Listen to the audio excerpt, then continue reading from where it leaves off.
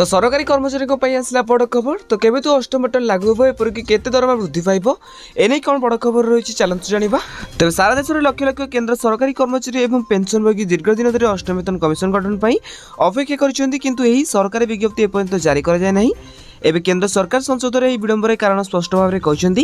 तेज राज्यसभा एक प्रश्नर लिखित उत्तर में अर्थ राष्ट्रमंत्री पंकज चौधरी कहते अष्टम वेतन कमिशन विज्ञप्ति एपर्यंत विचाराधीन अच्छी। तो विभिन्न मंत्रालय और राज्यगुड़िक यार शतावली परामर्श मगाई जहाँ एपर्यंत निरंतरण ग्रहण कर तेज परामर्श पठाइबा 17 जनवरी और 17 फेब्रुआरी 2025 में प्रतिरक्षा मंत्रालय स्वराष्ट्र मंत्रालय और समस्त राज्य को चिठी पठाई तेज समस्त इनपुट प्राप्त न होगा पर्यंत विज्ञप्ति जारी कर तेज सरकार प्रतिश्रुति देते यथा समय जारी कर मंत्री स्पष्ट कर विज्ञप्ति जारी होगा पर ही कमिशन अध्यक्ष और अन्य सदस्य को नियुक्ति दिज्व।